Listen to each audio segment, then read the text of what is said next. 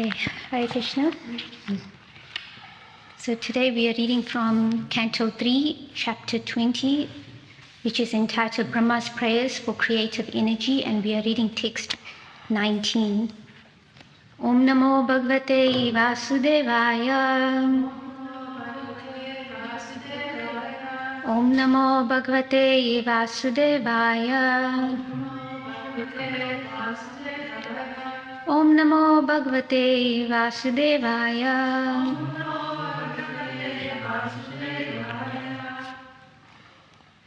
Tiryan Manusha Vibhuda Jiva Yonishva. Tiryan Manusha Vibhuda Jiva Yonishva.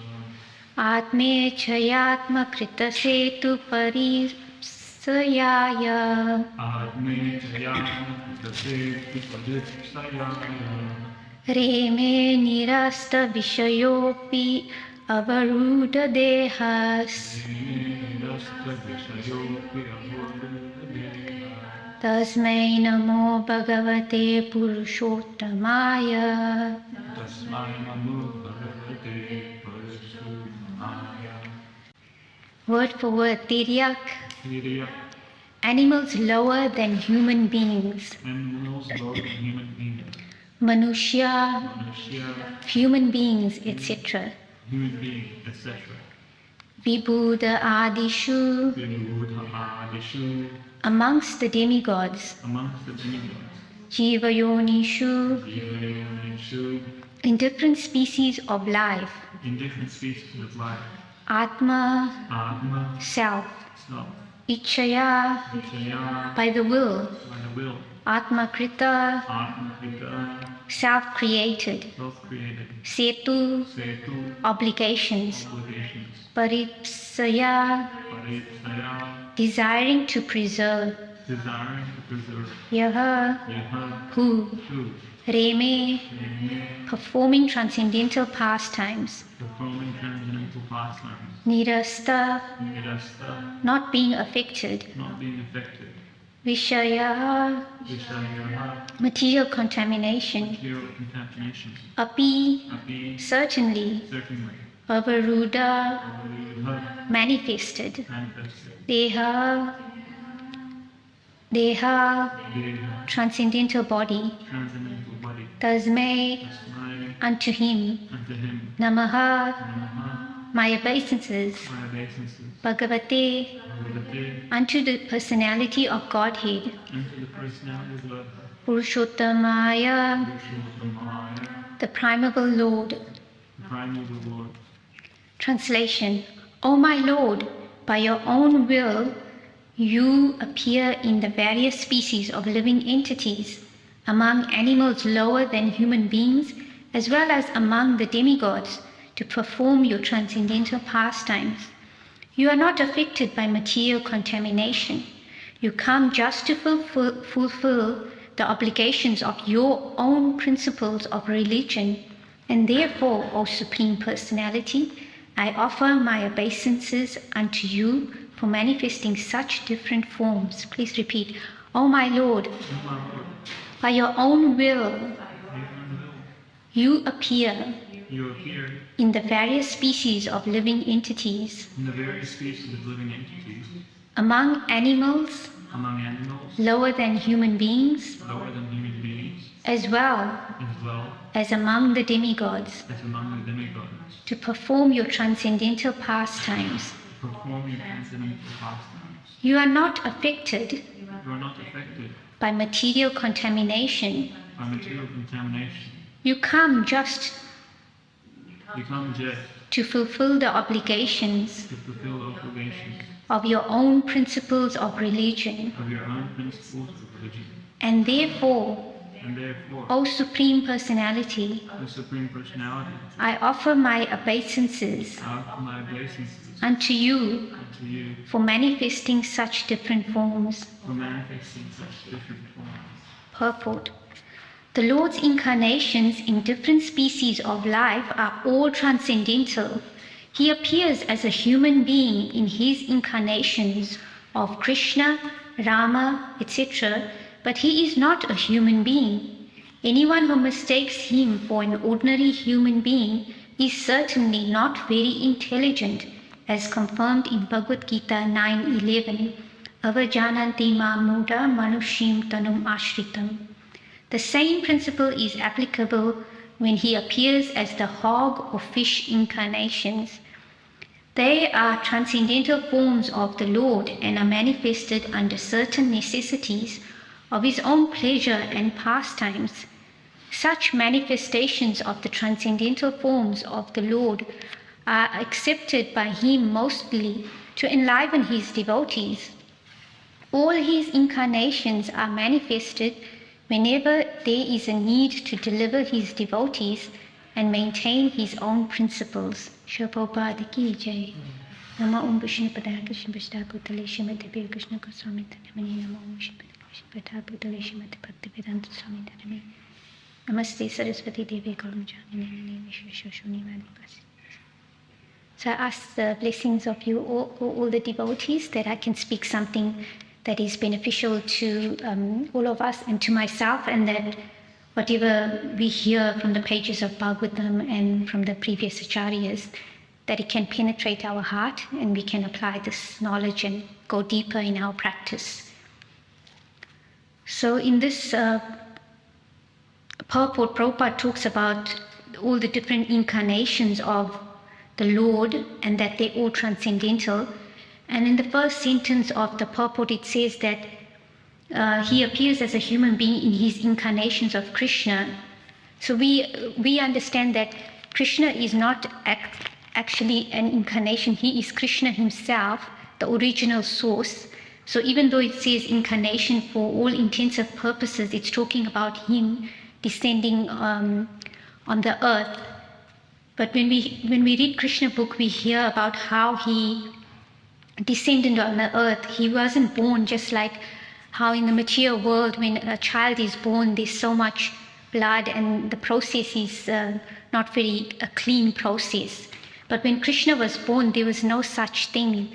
So any incarnations, when they appear, they are transcendental. They're not affected by material contamination. So we understand that Krishna and Lord Chaitanya are non-different, and they are the original personalities from whom all other incarnations appear.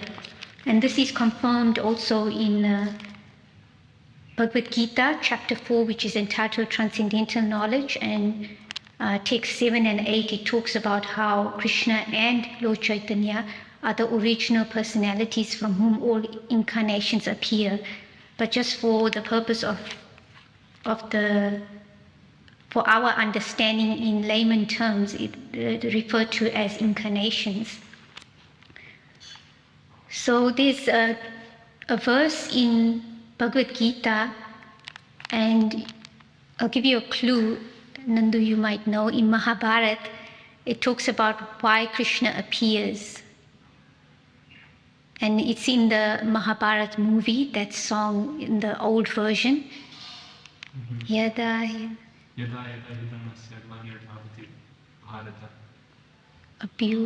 Abhyutanam Adharmasya Glani Bhavati Bharata. Yes, that's right. So that's from Bhagavad Gita, chapter 4, Transcendental Knowledge, and text 7, where it says, Yada Yada hi dharmasya glani bhavati bharata abhyutanam adharmasya tadatmanam srijamyaham. Whenever and wherever there is a decline in religious practice, O descendant of Bharata, and a predominant rise of irreligion, at that time I descend myself. So Prabhupada mentions here also Lord Brahma in his prayers. He's saying that in the translation, you come, he's referring to Krishna, you come just to fulfill the obligations of your own principles of religion. So Krishna comes when he desires. He's not forced to come, just like all of us, when we are born in the material world, we are forced to take birth in the womb of a mother. It may be an animal species, fish, or from the tree, a seed. But Krishna, when he appears, he's not forced to come. He comes out of his own free will, and he has a purpose. So Prabhupada covered that in the purport. It says that he comes there also manifested under certain necessities of his own pleasure and pastimes. And it says that he comes mostly to enliven his devotees. So the verse after this verse, 4:7, there's another verse, important verse. I'll give you a clue. It says Paritranaya Sadhunam Vinashaya Chaduskritam Dharma Samstapanarthaya Sambhavami Yuge Yuge. To deliver the pious and to annihilate the miscreants, as well as to re-establish the principles of religion, I myself appear millennium after millennium.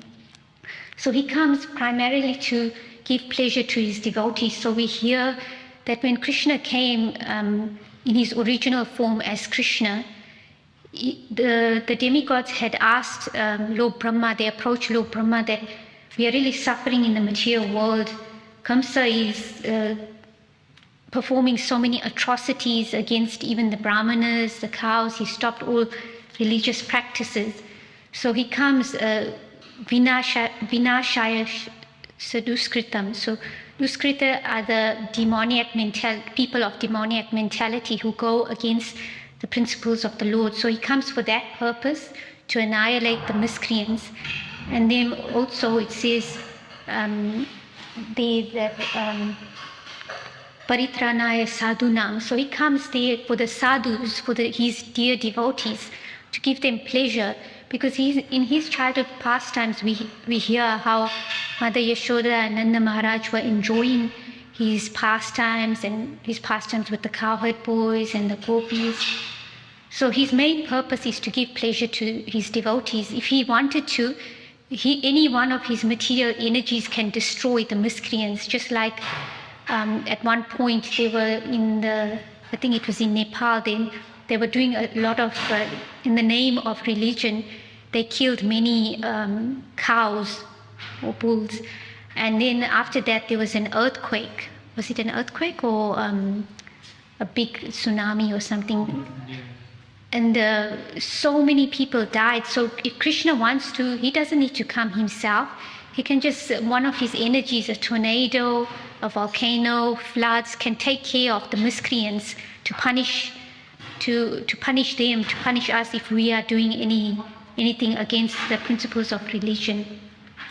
But when he comes in these scheduled incarnations, which are given in the scriptures, and they describe there, Prabhupada mentions there that in the purport, Brahma is saying that the Lord comes for his transcendental pleasure. He comes to establish his principles of religion, and there's a purpose behind his incarnations. So in Ikshvaku Prabhu, always whenever he speaks, I feel really inspired by him, because I feel that he really encourages us to go deeper in our studies for our self-purification. So for us to speak here, also for me, I'm not qualified, but for my self-purification, I am speaking here, and I feel enlivened because it inspires me to study and try to work on my own, the anarthas. So Ikshvaku Prabhu mentioned that we need to learn about the chapter titles. So Bhagavatam Canto 1, Chapter 1 is entitled Questions by the Sages. And then Chapter 2 is Divinity and Divine Service. And then Chapter 3 is very relevant to this purport.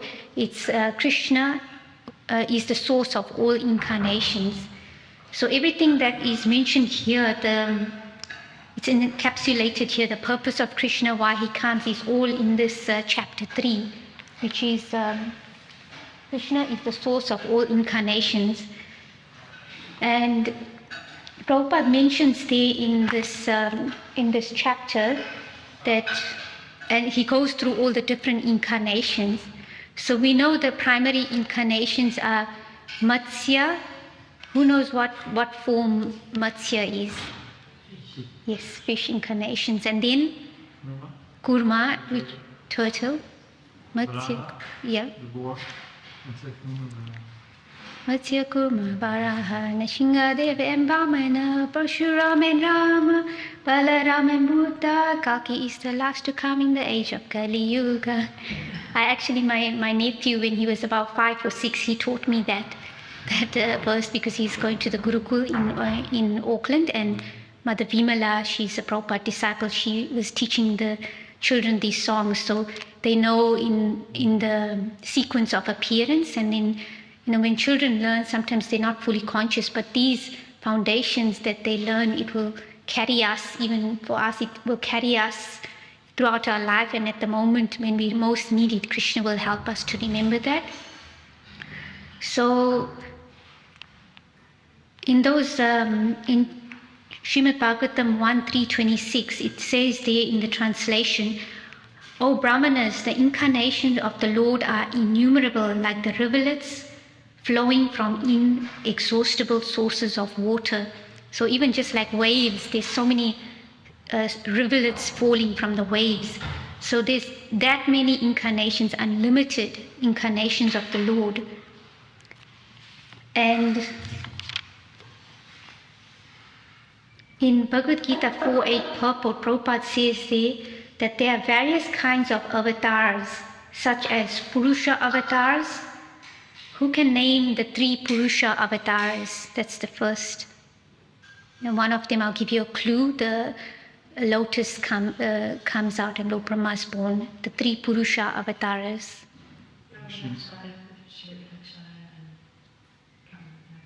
Yes, that's right. Thank you, Dhamarupini. So there's Karanodakashaya Vishnu, and then there's the Garbhodakashaya Vishnu, from whose navel the lotus sprouts and Lord Brahma is born, and then Kshirodakashaya Vishnu. And from Kshirodakashaya Vishnu is the super soul within all living entities and non-living entities. He enters, so that's also contributing to the unlimited number of incarnations. And then in that same purport it says Guna avatars. Who can name the 3 Guna avatars? Gunas means the modes. They're in charge of those 3 modes. Brahma. That's right. Lord Shiva is in charge of the Guna, the mode of ignorance. And Lord Brahma is in charge of the mode of passion, and Lord Vishnu is in charge of the mode of goodness. That's right. And then there's Leela avatars, so that's for his pastimes, like Nrsingadeva and Vamana. And then there's Shakti Avesha avatars. Who knows what Shakti Avesha avatars are? We have a Shakti Avesha avatar sitting here. Yes. That's right. Empowered living entity. So Srila Prabhupada was empowered, and that's why he was capable of spreading the holy names of the Lord all over the world. And when we sing in the morning the Guru Puja, we say Lokenat Loke Jivana. So through the whole world, through the whole universe, his glories are described. So even the demigods are aware of the great personality in our Srila Prabhupada. And then these Manvantara avatars, Yuga avatars, all appearing on schedule all over the universe. So that's from 4.8 purport. So the Yuga avatars in this age is Kali Yuga, and the Yuga avatar for this age is, yes, Lord Chaitanya. And he's come just to propagate the holy names of the Lord. And in this age, even though the chanting of the holy name is there in all the different ages, just as there's deity worship and there's fire sacrifices and meditation, but in Kali Yuga, the primary way that we can go purify our hearts and go back home, back to Godhead, is by the congregational chanting of the holy names of the Lord. Hare Krishna, Krishna Krishna, Hare Hare. Hare Rama, Rama Rama, Hare Hare. So in chapter 1, in the canto 1, chapter 3, which is Krishna is the source of all incarnations, it talks about Prabhupada mentioned in this purport for today also, he talks about Krishna appears as the fish or the hog, which is a wild boar, and that is in Srimad Bhagavatam 137, it says there, talking about Lord Varahadeva, that the incarnation of the boar was to take the earth out of Pluto's region of filthy matter. Picking up something from a filthy place is done by a boar, and the all-powerful personality of Godhead displayed this wonder to the asuras who had hidden the earth in such a filthy place. So we understand that a wild pig or boar, like we go to India, we'll see many wild pigs. And what are they eating? They are eating the stool left over by even humans or other living entities. But when Krishna appears, it says there in today's purport that he's not contaminated in any way by taking on this form, even though it appears to be a material form. He's always completely transcendental. So we can understand that we need to see and hear through the eyes of the scriptures, because with our own, because we've in the material world we conditioned for so many lifetimes, we try to understand things according to our material understanding, and we try to relate things, even though Bhagavatam also describes things sometimes relating to something to, or give us analogies and metaphors so that we can understand. But materially we are still limited in explaining the supermost human activities of the Lord, which is transcendental to the material plane. But the acharyas, they try to describe it through the metaphor according to our level of understanding. So in Bhagavad Gita 4:34, it says there that we shouldn't follow blindly, and we shouldn't speculate with our mind, and we shouldn't make absurd inquiries. So how can we apply this practically?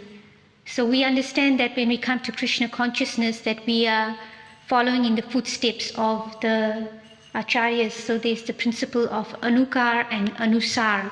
So one is referring to following in the footsteps, and one is referring to imitation. So we all need to understand that we all have a different adhikar, that means a different qualifications and different quota. Just like in Ishopanishad, it says Ishavasyam idam sarvam. So everything belongs to the Lord, and we each have our own quota. So this principle of following in the footsteps is very important, is that we try to follow according to the Guru, Sadhu and Shastras. That's why we need to be intelligent. We don't just blindly follow. We need to read ourselves. And if we don't understand anything in the scriptures, we can go ask in confidence to a devotee that we feel that we can reveal our mind, and ask questions in confidence so that they can remove our doubts. We can approach the Guru, and then we can also continue our reading, because it says there, by reading transcendental knowledge, it remains ever fresh. Anything connected to Krishna is ever fresh. If we read material books, after some time it gets boring and we don't want to read. But when we read the scriptures, Bhagavatam, Bhagavad Gita, Chaitanya Charitamrita, then it's ever fresh. We don't get tired of it. And even if we're reading after so many years, we get newer and newer realizations, because Krishna within the heart is reciprocating with our sincerity and our sacrifice that we are doing for him. So in this connection of blind following and mental speculation, in Bhakti Vinod Thakur's time, so Bhakti Vinod Thakur, he is the father of Srila Prabhupada's spiritual master, who's in this picture here, Srila Bhaktisiddhanta Saraswati Thakur. So as recent as the time of Bhakti Vinod Thakur, there was a person called Bibhikashena, and he was impersonating, he was claiming himself to be Lord Vishnu, and he had his friends. One of them was Lord Shiva and Lord Brahma, and then they were performing their own kind of, Rasa Leela, and they're thinking that They are beyond. And there were these people, simple people from the village who actually accepted that and they followed him. Some maybe didn't accept him and they were fearful, but some of these so-called innocent people, they're following. So Prabhupada says there that this world is full of the cheaters and the cheated. Even though it may sound very harsh and very heavy, we all have a responsibility to stand up and read the scriptures, inquire for our highest purpose in life. And our highest purpose in life is to understand, who am I, who is God, what is my relationship with Him, and what is my purpose while I am here in this material world, in this body. So it's actually our own fault if we are being cheated. And if there's, you may say that might be a bit heavy, and sometimes it can be, but we understand that even though something is wrong, if we are sincerely following, Krishna will rectify the issue, even if not immediately, but we try to follow the right path, then Krishna will help us. So we don't want to be like those villagers who are following Vivikashena and also giving their wives and daughters to him for his enjoyment, thinking that he is Lord Vishnu.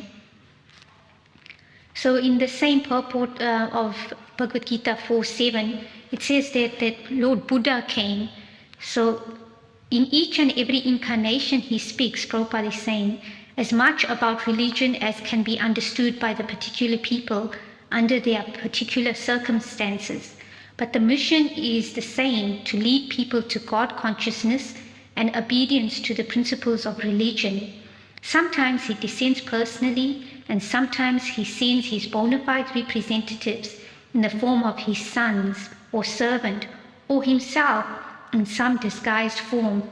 So we understand the disguised form is the Shana avatar in this age, Kali Yuga, is Lord Chaitanya. That's why it says the Lord is 3 yuga. It's not referring to the 4 different ages, 4 yugas, because Lord Chaitanya is a hidden incarnation of the Lord. That's why it's referring to 3 yuga, where Krishna comes as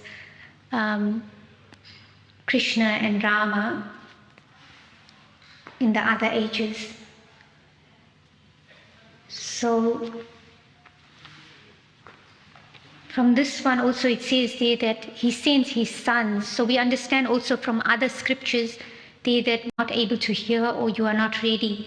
So Prabhupada mentions this in relation to Lord Buddha as well, that he came for a purpose. So even though he was telling the people, because they were killing animals in the name of Vedic sacrifices and they were not qualified to perform those sacrifices. So to save those poor animals, Krishna came in the form of Lord Buddha to teach impersonalism and to stop animal killing. But then that is in a way was a step towards God realization. Just like Narad Muni, he is a great devotee of the Lord. And then when he came to Mrigari the hunter, the first thing he told him was that, one of the first things he told him was that instead of half killing the animals, kill the animal fully. Now you would think a great personality who is a God-conscious devotee, who is a devotee of the Lord, is telling someone, a hunter, Mrigari the hunter, to kill the animal fully. So if someone doesn't understand, may question that why is a great personality who's supposed to be teaching ahimsa, non-violence, telling the hunter to kill? Because he's teaching him the first stage, that he's making the animal suffer so much. When he takes birth again, he's going to suffer the same amount of suffering. Just like it says there that a person who kills a cow, how many numbers of hairs there are on that body of that cow, that many times that person will take birth and then be aborted and be killed also. So when an incarnation comes, there's a purpose behind it. And that's why we shouldn't follow blindly, and we need to hear from the scriptures who are the incarnations, when they will appear, how they will appear, who their father is, who their mother is, and describing their qualities, just like in Srimad Bhagavatam 1.3.25, is describing the Kalki avatar. So the Kalki avatar is the incarnation of the Lord. Who knows when he will appear? Yes, he's a scheduled incarnation who will appear at the end of Kali Yuga. So we can't just take anyone who will claim himself to be Kalki, because it's not yet the end of Kali Yuga. We are only about 10,000 plus years in the age of Kali Yuga, and Kali Yuga there's 427,000 years of the Kali Yuga. So this will stop the blind following. We need to have reference of the Shastra, the Sadhus, and Guru. So it talks about that Kalki, the present, we have plus 5,000 years in Kali Yuga, and it will, the golden age will last about 10,000 years. So in this purport it says there that the present Kali Yuga lasts 432,000 years, out of which we have passed only 5,000 years after the battle of Kurukshetra and the end of the regime of King Parikshit. So there are 427,000 years balance yet to be finished. Therefore, at the end of this period, the incarnation of Kalki will take place, as foretold in the Srimad Bhagavatam. The name of his father, Vishnu Yasha, a learned Brahmana, and the village Shambhala are also mentioned. So it tells us where Krishna will appear, who his father will be, who his mother will be. It's described that he will ride on a beautiful white horse and he'll carry a sword. And unlike in the Kali Yuga where Lord Chaitanya doesn't kill the living entities, but he kills the demoniac propensity within our hearts, at the end of Kali Yuga, people will be so demoniac that there will be no discrimination. All the demoniac persons will be killed.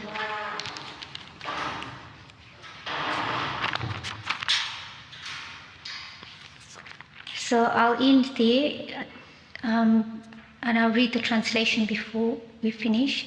It says, "O my Lord, by your own will, you appear in the various species of living entities, among animals lower than human beings, as well as among the demigods, to perform your transcendental pastimes. You are not affected by material contamination. You come just to fulfill the obligation of your own principles of religion, and therefore, O Supreme Personality, I offer my obeisances unto you for manifesting such different forms." So if anyone has any questions or comments, we're finishing a bit early.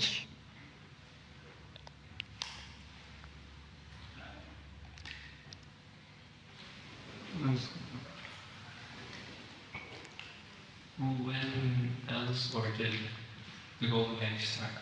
Because I've heard in Amishra Prabhupada, one of the disciples with Prabhupada said it already started and it ended, and then other people say it hasn't started, and some people say that there's two Golden Ages.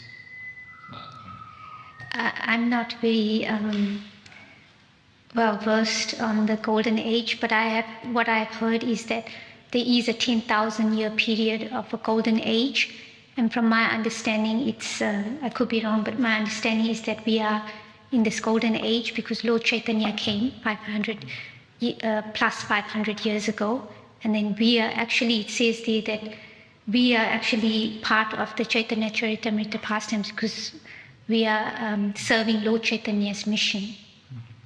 So there's more, but I don't understand. I mean, I don't have more information on that. Yes, Prabhu. Hare Krishna, Mataji, thank you very much for the class. This verse mentions that Krishna manifesting himself or sent bona-fide representatives. In our age, there is a lot of variations of religions and gurus, and a lot of people say that they are bona-fide representatives of Krishna. What tests can be used to differentiate the true representative false one. Okay, yes, so there's many parts, and from my limited understanding, I know that Prabhupada, he would go like to speak to the Christian priests, and he would speak to other religious leaders in society, and he says there that we are not against your principles, just like in Chaitanya Charitamrita, when they had that big demonstration where the Lord Chaitanya led the devotees with torches to the Chandkazi, the big protest. And then Lord Chaitanya was discussing with the Chandkazi the similarities and differences between the Quran and the Vedas. And then we also hear Prabhupada mentioning that Jesus is the Son of God. And Prabhupada tells people when he spoke at large gatherings, he said that we are not telling anyone to convert. We're saying that if you are a Christian, you become a better Christian. If you are following the Muslim path, you become a good servant of Muhammad. So the scriptures, they are adulterated, and that's why there's different variations. But even in the Bible, it says thou shalt not kill, but it's misinterpreted that thou shalt not kill thy neighbor or another human being. But thou shalt not kill is referring to all living entities. So it becomes distorted. Even we have the Hindus who follow Vedas, but there's different ways of following. Some people follow Kali, and then they kill the goat and they say some prayers. So the scriptures are there to gradually make one progress. It just says there that even Lord Buddha came, but he gave a certain amount of knowledge according to the time, place, and circumstances. So how do we know what is bona fide? Is that we go to the scriptures, we go to the sadhus who are actually following, and we can tell our own self, just like the taste of the pudding is in the eating. If we feel that deep connection within our heart, because Krishna is present within all living entities, and we can resonate deeply that this is sitting right with me. You know, sometimes we have this nagging conscience in our mind. That's the super soul indicating that something is not right. So we can also somehow tell, just like in Bhagavad Gita, it says that Arjuna is saying, questioning Krishna, and then it's saying that the sages like Asita, Devala, like even if we don't have faith in Krishna, but these great sages who have given their life, they are following. Someone like Prabhupada has given his life and is following.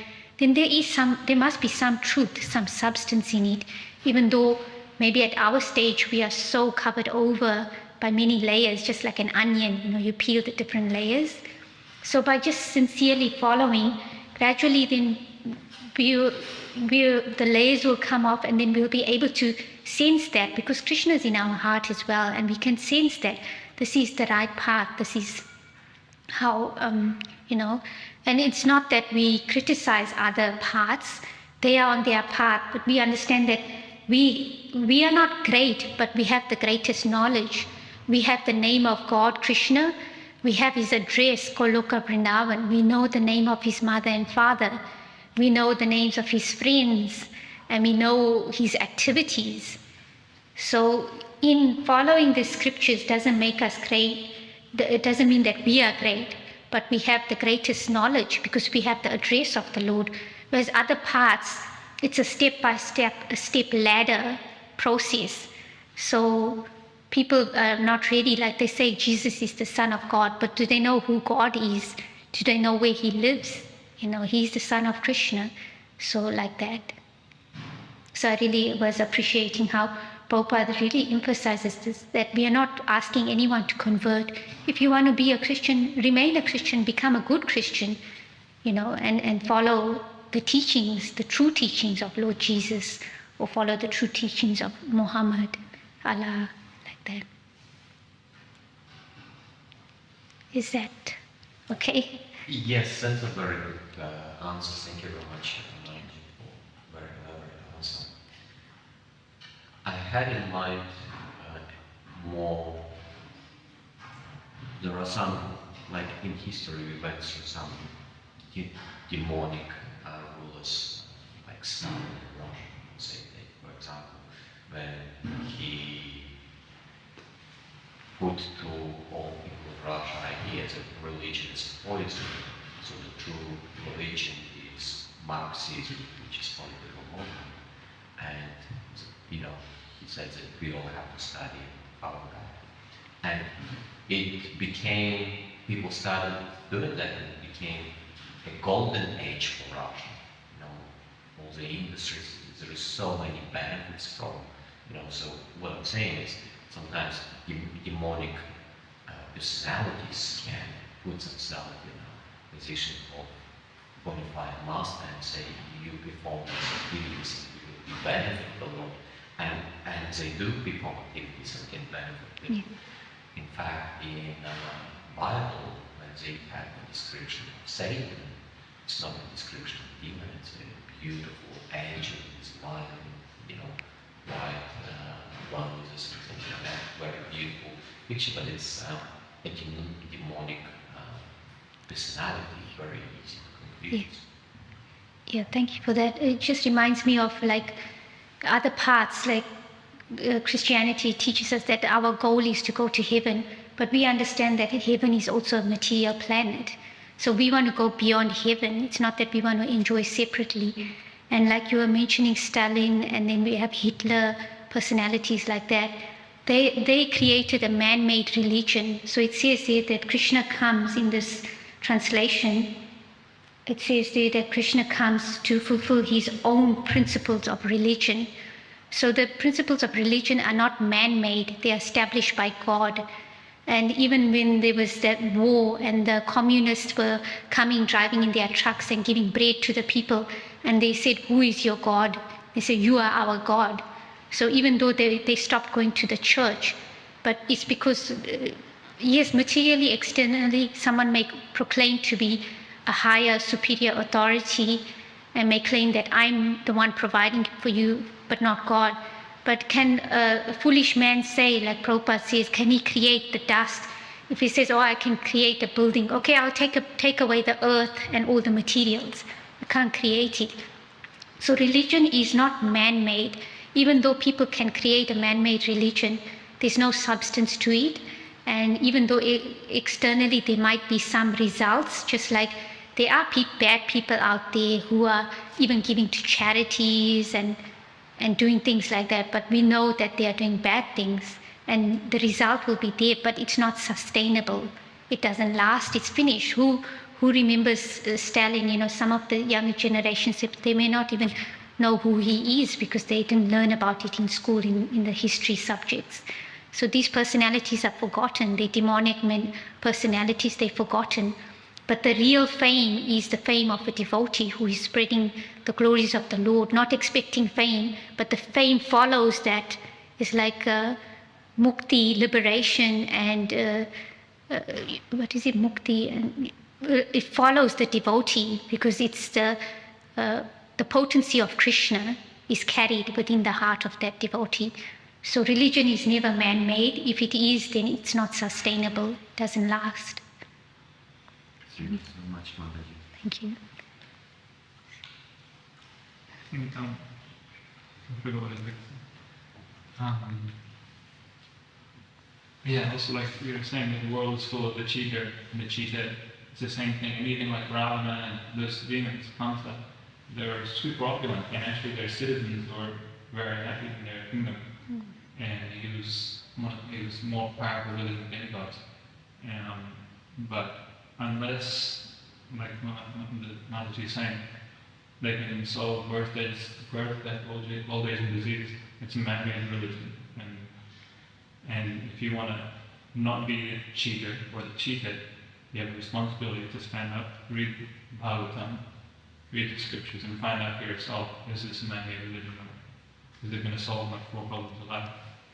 And then you can see, am I going to be run by Ravana or a demon or Krishna's religion? I was going to ask another thing as well. Oh yeah, Krishna consciousness is really cool because it's like it's one of the only religions where Prabhupada says, you can be Krishna, you can be whatever you want, just be better. And if you actually become the way of Krishna, you're a better Christian than you were before. And not many other religions say that. They're like, only our religion is the only way. If you believe in anyone else, you go to hell, or whatever. And some people, at first it may seem like, oh, Krishna consciousness is wishy-washy, because you can just be whatever you want, it's alright. But actually, we say you can be Christian, you can be Muslim, whatever. But also, we are one of the most strict modern Christians. We have to wake up 4:30 a.m. to meditate for 2 hours every day. What are the religions that live? We have so many rules to go on the altar, so many cleanliness rules, and so many rules. So there's strictness, but there's also like ease, sense of ease. So we have a balance, perfect balance. Yeah, thank you so much for that. It's just bringing the point what you said, that it's not a cheap thing. It's just like we want to be qualified, or we want a high position in work. We have to go to university, make the sacrifice, don't go partying. We have to work hard, late nights to achieve that position in management. So why is it that we think that spiritual life is something cheap and wishy-washy, as you were saying? We need to work for it. And someone who would create a religion, they're saying, don't do anything, I just give you the mantra, you give me money, and that's it. It's not sustainable. So yes, we need to work for it. Yeah, so thank you for both of you for the very nice questions and comments, and your sharing your realizations. Thank you. Hare Krishna. Srimad Bhagavatam ki jai, Shri Prabhupada ki jai.